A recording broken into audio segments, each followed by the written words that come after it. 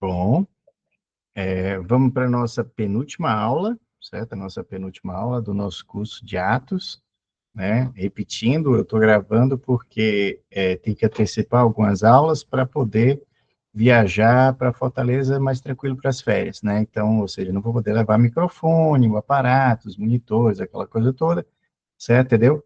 Então, como é férias, então eu vou antecipar essas aulas, certo? E vou disponibilizar o link, né? O link para as pessoas assistirem, certo? Então, vamos começar a nossa aula, aula número 33, e como sempre a gente faz, vamos fazer a nossa oração. Oremos. Senhor, nosso Deus, nosso Pai, Senhor, nós te louvamos, te bendizemos e te adoramos.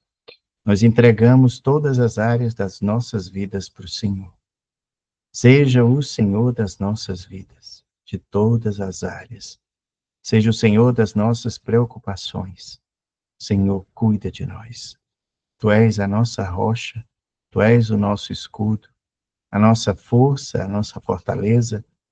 Tu és o nosso socorro no tempo da fraqueza, na aflição, no desespero. Tu és o nosso socorro. É a nossa esperança, Deus. Nós confiamos em Ti e te pedimos, Senhor, tem misericórdia de nós.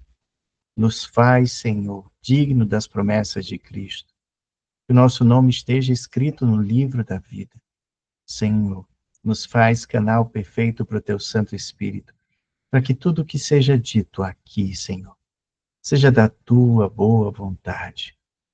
Por favor, Senhor, olha por cada um de nós, por todos os Teus filhos, Senhor, que todos te busquem e te encontrem.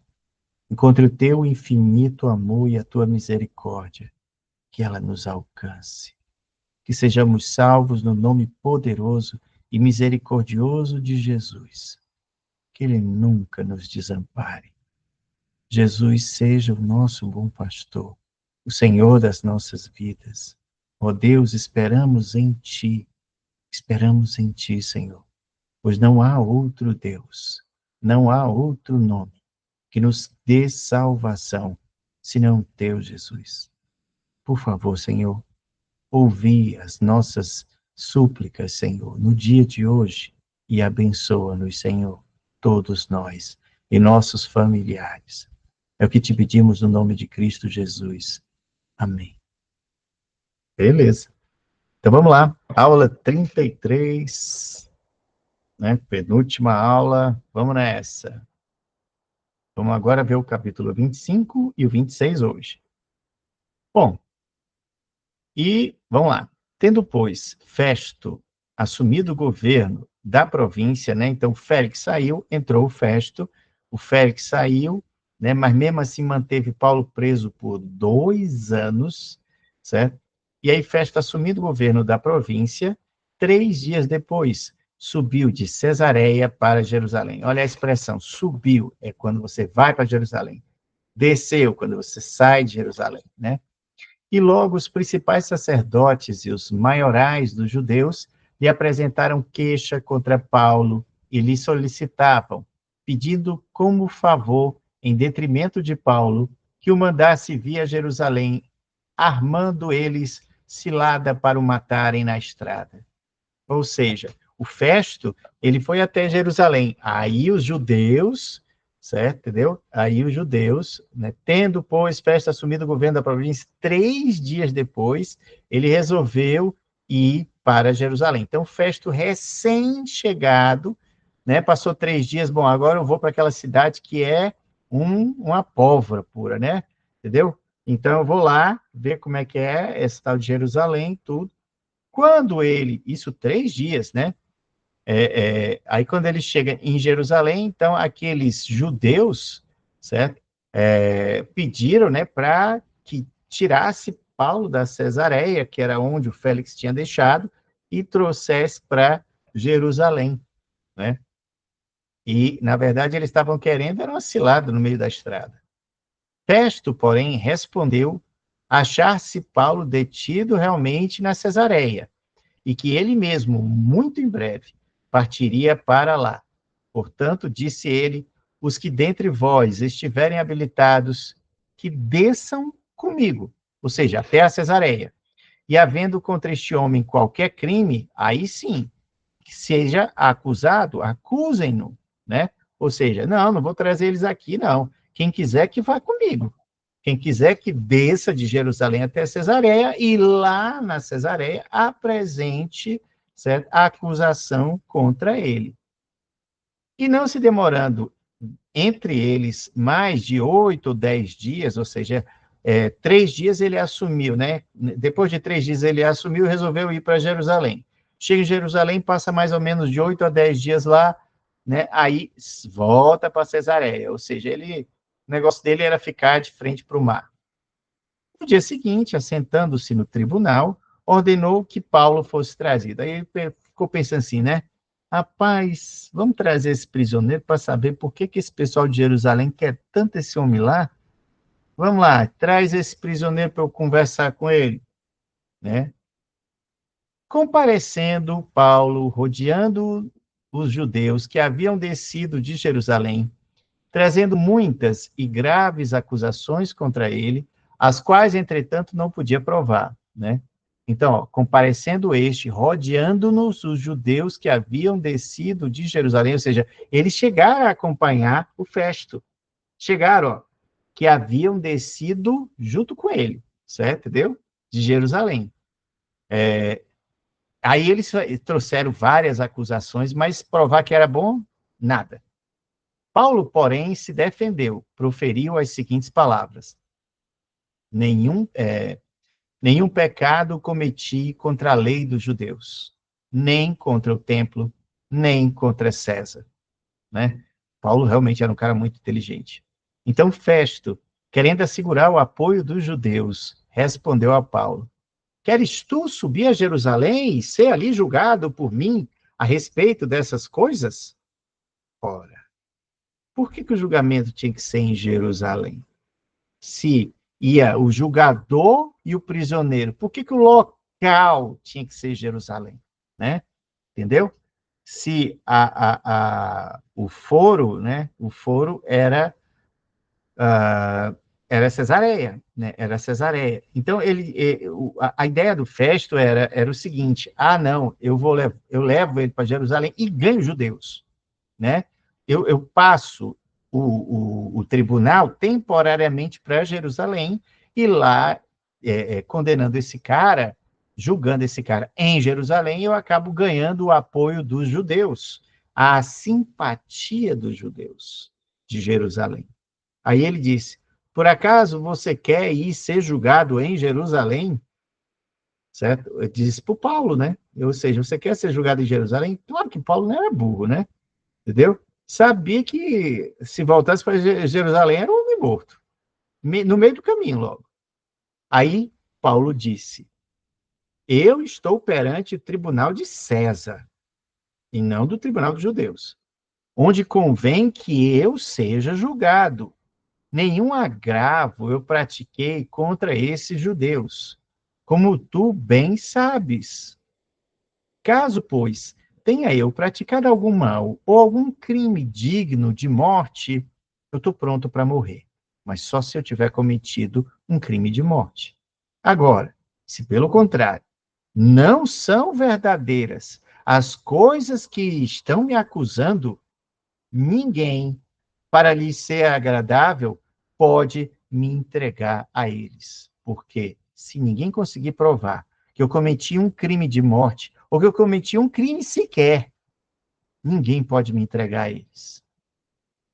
Nesses termos, se realmente o senhor acha, certo, entendeu? Que é mais adequado, certo? Mais adequado que eu seja julgado em Jerusalém, pois então é o seguinte: eu apelo para César. Ou seja, como cidadão romano, ele apelava para César. E apelando para César, só o imperador César poderia julgá-lo. Então, ele apela para uma instância muito superior, que era o próprio imperador, né? Entendeu? Porque ele estava vendo, ele sentia, certo? Que o governador ali já estava querendo apoio, o Festo, ele estava querendo apoio dos judeus, né? Entendeu? Então, ou seja, ele com 3 dias foi lá para Jerusalém, aí lá o pessoal fez a cabecinha dele, aí depois quem quiser vir comigo, vamos lá para Cesareia Marítima, aí chega em Cesareia, aí eu ouvi um bocado de mentirada que os judeus falaram em Cesareia, e aí óbvio que durante a viagem fizeram a cabeça de Festo, certo, entendeu? E aí Festo vai e diz, ó, vamos fazer o julgamento então lá em Jerusalém, certo, entendeu? Aí Paulo viu que ele já estava praticamente comprado, ele queria apoio dos judeus. Ele queria apoio dos judeus. Paulo viu isso, certo? E aí foi que ele disse: rapaz, aí lascou. Aí lascou. Se eu for ser julgado lá em Jerusalém, morte certa. Então, quer saber? Eu vou apelar para César. Então, Festo, tendo falado com o conselho, respondeu: para César apelaste, para César irás, né? Ou seja, então tá, como você é cidadão romano, se você pediu para ser julgado por César, que seja. Então, aí o julgamento dele passaria para uma instância superior, em Roma.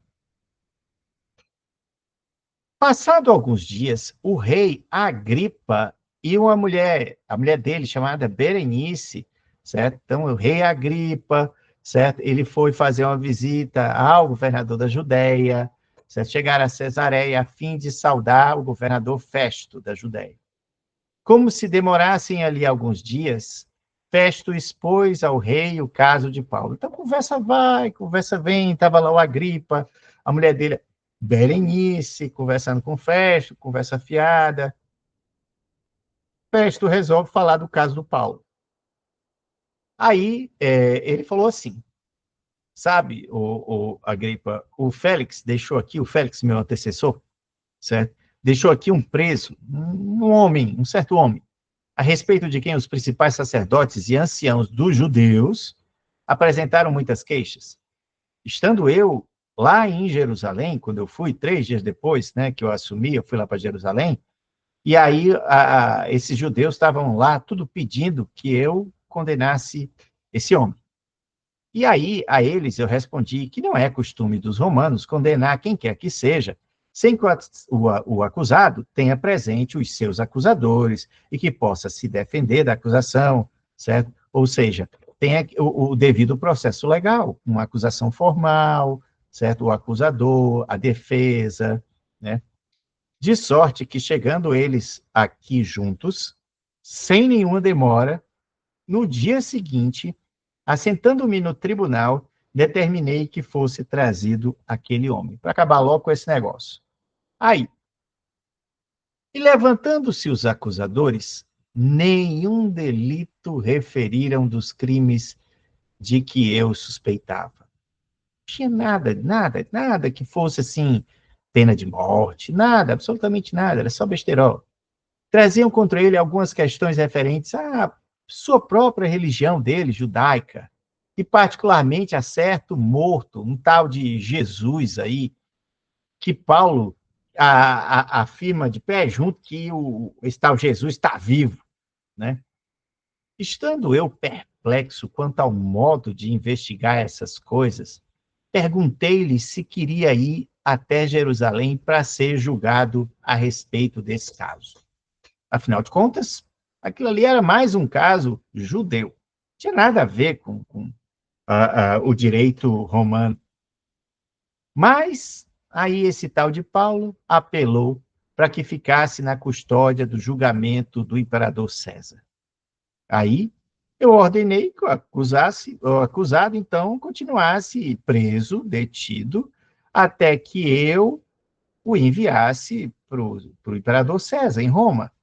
Né? Então, tô com ele preso aí, certo, esperando o bom momento para mandar para Roma. Então, quando eu tiver uma viabilidade melhor aí, a guarda e tudo, porque realmente precisa ter guarda para isso, eu não quero, né, mandar pouca escolta.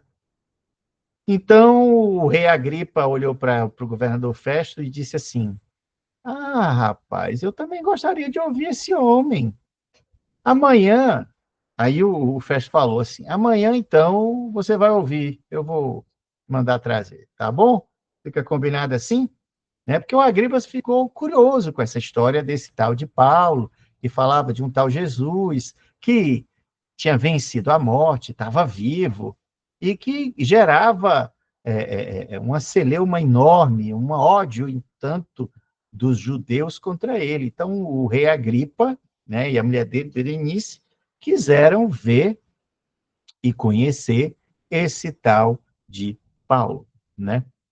Bom, aí ele prometeu, tudo bem, então amanhã eu mando chamar esse tal de Paulo e a gente conversa. Agora está meio tarde, a conversa é longa, né? Então deixa para amanhã, amanhã a gente quebra a cabeça com esse negócio. Aí pronto, ficou marcado para o dia seguinte.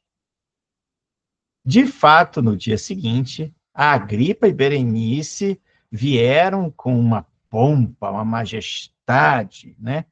Tendo eles entrado na audiência juntamente com os oficiais superiores e homens eminentes da cidade, Paulo foi trazido por ordem de Festo. Ou seja, o rei Agripa, né? Na verdade, o rei Agripa estava ali na Cesareia Marítima, mas para descanso, certo? Mas onde ele andava com a curriola dele todinha, certo? Entendeu? Então, oficiais superiores, toda aquela curriola, certo? Do Agripa, né?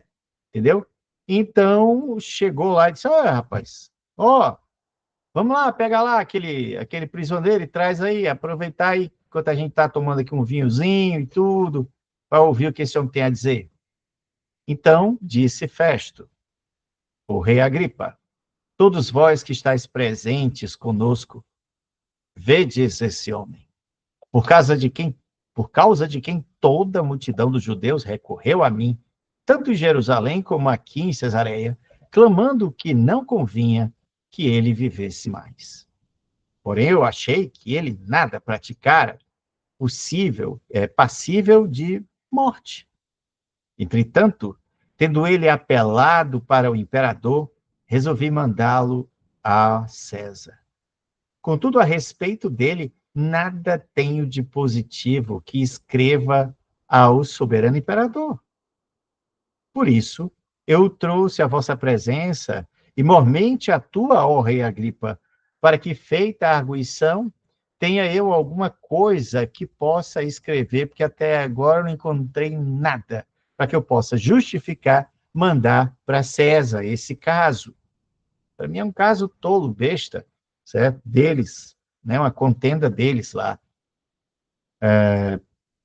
Não me parece razoável remeter um preso sem mencionar, ao mesmo tempo, as acusações que militam contra ele.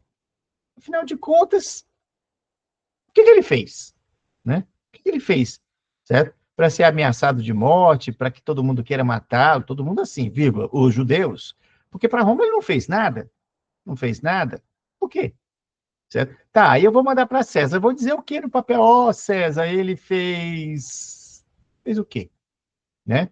Entendeu? Mas ele é cidadão romano, certo? Apelou para César, e agora? O que é que eu vou escrever? Me dá uma luz aí, me ajuda, Agripa. Né? Bom, e aí vamos para o capítulo 26. A seguir, o rei Agripa se dirigiu a Paulo e disse assim: é permitido que uses da palavra em tua defesa?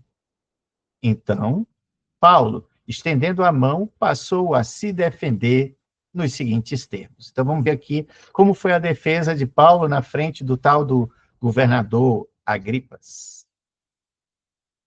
Disse Paulo: tenho-me por feliz, ó rei Agripa, pelo privilégio de hoje, na tua presença, poder produzir a minha defesa de todas as acusações feitas contra mim por esses judeus. Mormente porque és versado em todos os costumes, em todas as questões que há entre os judeus. O Senhor é conhecedor. Por isso eu te peço que me ouças com paciência.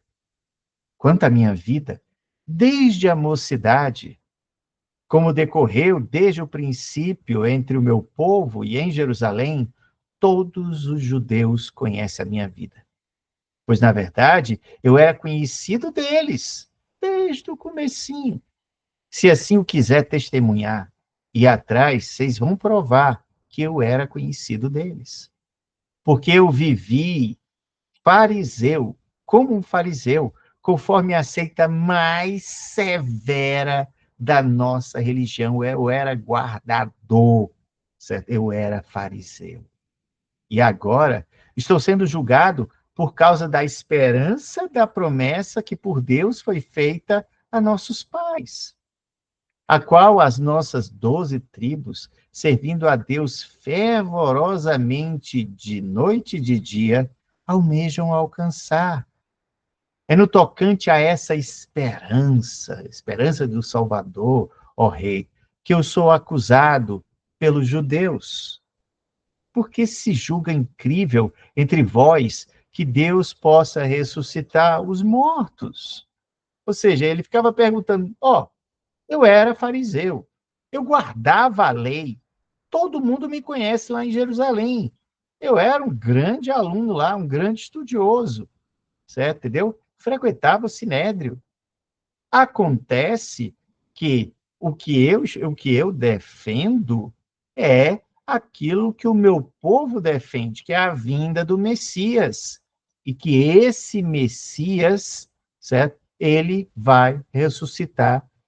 Ele mesmo ressuscitou e vai ressuscitar todos os mortos, quer sejam justos ou injustos, para fazer o juízo. Na verdade, a mim me parecia que muitas coisas devia eu praticar contra o nome de Jesus, o Nazareno. Então, na época que eu era cego, eu achava que eu tinha que militar contra a turma do caminho. E assim eu procedi quando cheguei em Jerusalém. Havendo eu recebido autorização, inclusive recebi autorização dos principais sacerdotes, e eu prendi muitos santos, homens de Deus, eu prendi nas prisões por acreditarem em Jesus. E contra estes eu dava o meu voto quando os matavam. Eu apoiava a morte de cristãos.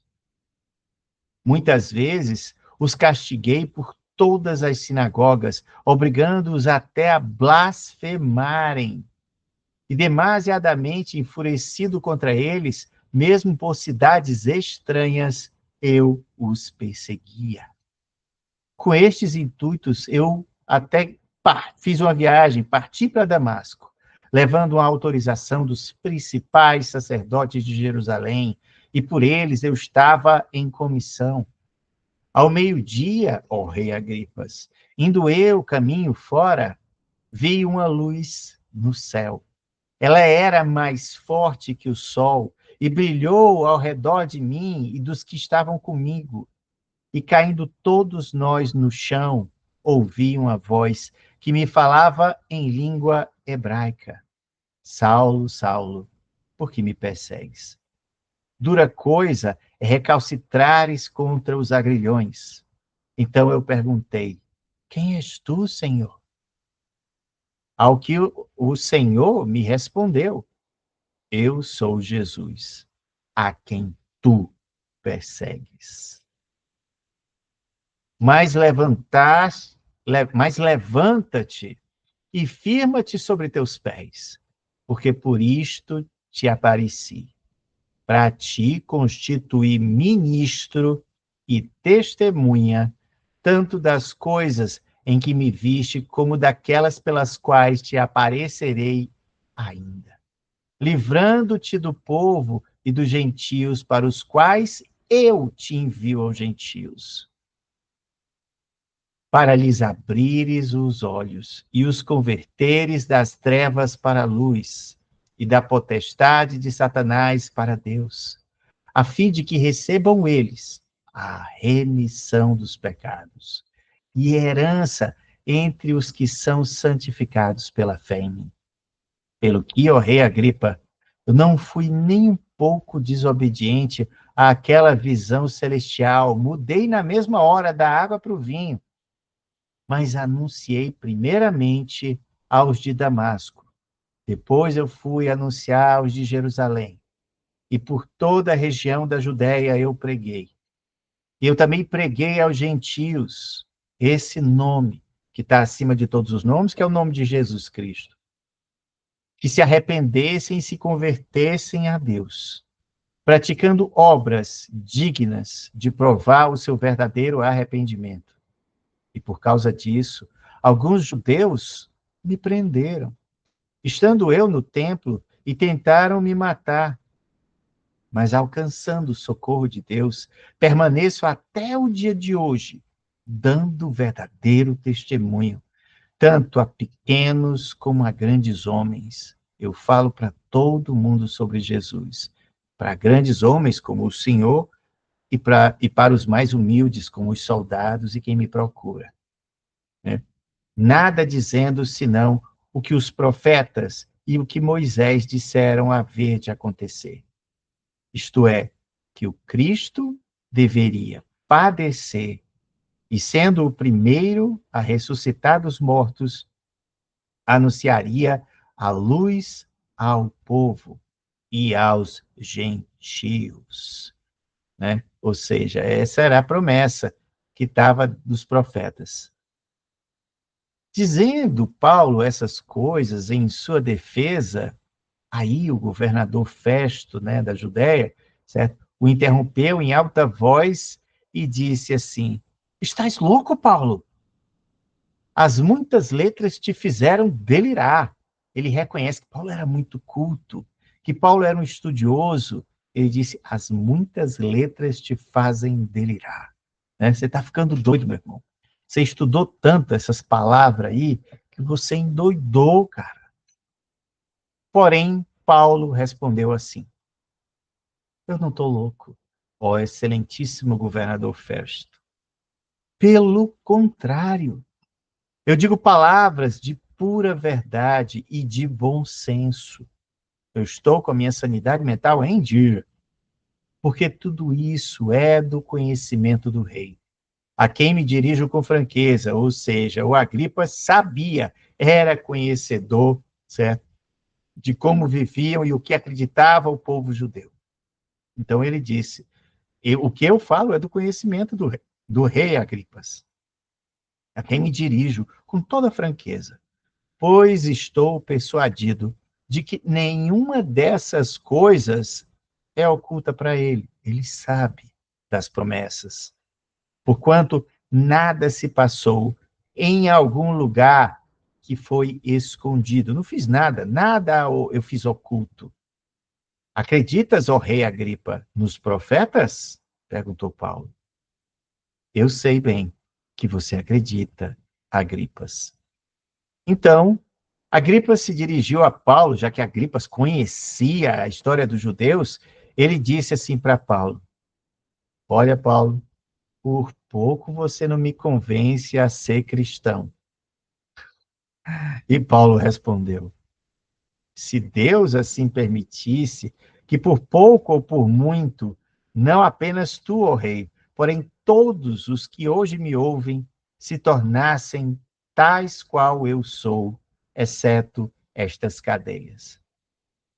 Quem dera, é tipo assim, tipo, quem dera Deus que todos vocês, certo? Todos vocês fossem igual a mim, que crescem em Jesus como único e suficiente Salvador. Quem dera Deus, ou seja, tipo assim, quem dera Deus permitisse que vocês fossem convertidos, mas não é da vontade de Deus que vocês se convertam.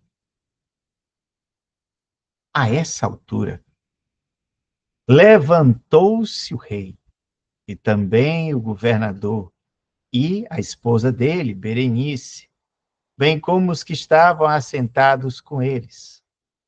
E havendo-se retirado, falavam uns com os outros, dizendo, ou seja, eles simplesmente ouviram Paulo, e Paulo falou, né, da vida dele: olha, realmente aconteceu isso, eu me converti, olha, e eu nunca fugi da lei, eu era um fariseu, eu era um obediente da lei, mas Jesus apareceu no meio do caminho, me derrubou do cavalo, certo? E aí me fez ficar cego, e de repente eu fui curado, e daí para frente eu comecei a pregar, e preguei para os gentios, e preguei também em Jerusalém, preguei em Damasco, preguei para os gentios, preguei para todo mundo, né? Entendeu? E não posso negar aquilo que eu tenho como verdade, porque eu sei, me deu provas. Eu era cego e voltei a ver. certo? Entendeu? Então, eu vi prodígios, sinais, milagres, e eu acredito que Jesus Cristo, que foi o primeiro a vencer da morte, também vai trazer da morte todos aqueles que morrerem, justos ou injustos, e um dia há de julgar, né? Então, essa foi a argumentação de Paulo para Agripas, né? E Agripas disse: meu amigo, quase você me converte, quase você me converte, né? Tá bom, sua pregação tá boa. Aí Paulo disse: mas não é da vontade de Deus que você se converta, não. Quem dera Deus, certo, quisesse converter vocês, né? Mas vocês, nem tchum. Então, eles se levantaram, deram as costas para Paulo, né? Aí foram conversando entre eles, né? Conversando. E quando eles estavam se retirando, né? Os canastrões, os importantes, né? Festo e Agripas e as esposas, certo? Eles iam conversando e eles diziam entre eles lá: rapaz, esse homem nada tem feito passível de morte ou de prisão, né? Eles reconheceram: realmente está difícil. Olha, ele não fez nada, assim, que eu veja, assim, ele não fez nada que mereça morte, né? Aí a Agripa se dirigiu à festa e disse assim: este homem bem podia ser solto se não tivesse apelado para César, né? Ou seja, ele não fez nada, certo? O meu já teria soltado, mas agora ele quer apelar para César, fazer o quê, né? Vamos levar esse homem para César, leva esse homem para Roma, né? Entendeu? Então, ou seja, veja que olha como Deus escreve certo por linhas tortas, né? Então, quando Paulo prega, certo? E apela, né? Porque ele apelou porque Festo já estava movido, certo? Movido pelos judeus, que afinal de contas, os judeus desceram com Festo de Jerusalém até Cesareia, fazendo a cabeça de Festo. Quando Festo chegou em Cesareia, manda logo chamar o prisioneiro no dia seguinte para resolver logo a questão, mas ele estava, certo, assim, impulsionado, certo, a fazer o julgamento lá em Jerusalém, porque aí ele era um governador recém-impossado, ganharia o apoio dos judeus, né, ganharia o apoio do Sinédrio, certo, se ele fizesse o julgamento de Paulo lá. Só que Paulo apelou para, né, Paulo apelou para César, né, porque Paulo percebeu que ele estava movido a conquistar os judeus e faria qualquer coisa para os judeus apoiarem ele, entendeu? Aí o que é que ele fez? Não, então eu vou apelar para César.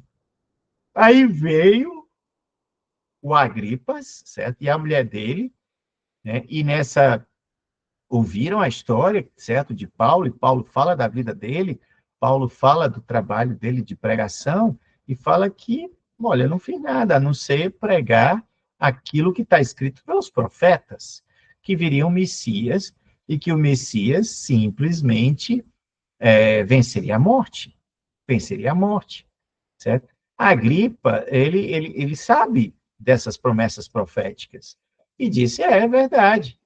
Ele disse: pois é verdade. E aí ele falou: pois Jesus veio e venceu a morte, e está vivo, né? Aí o Agripa disse: rapaz, quase você me convence. Quase que você me converte. Mas não converteu não, né?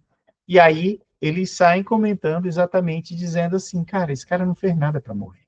Nada que tenha peso de uma pena de morte, né? Agora, se ele não tivesse apelado para César, a gente soltava ele, era hoje. Que sinceramente falando, você continua numa enrascada, Festo, porque como é que tu vai escrever, certo? Alguma coisa contra esse cara? Ele não fez nada, né? Mas esse é um problema teu.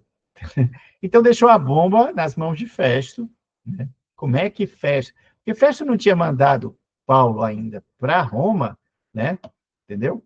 Por questões de, primeiro, ele não sabia o que dizer, botar no papel. Esse é o principal motivo. Não sabia o que botar no papel.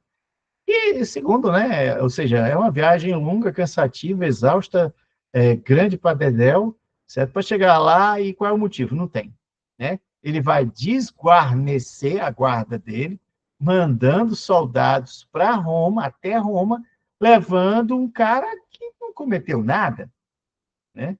Entendeu? É meio complexo, entendeu? Então, ficamos assim, termina a nossa aula de hoje, certo? Nessa situação em que Paulo continua preso em Cesareia Marítima, certo? E por 2 anos, e teve que apelar para Roma. Agora veja como Deus escreve certo por linhas tortas. Lembra que Jesus apareceu ao lado de Paulo, né? Dizendo coragem. Você tem pregado aqui em Jerusalém, ou tem pregado aqui muito bem, mas você há de pregar no coração do império. No coração do império você vai pregar, né? Entendeu? E realmente Deus escreve certo por linhas tortas. Ele foi pregar em Roma.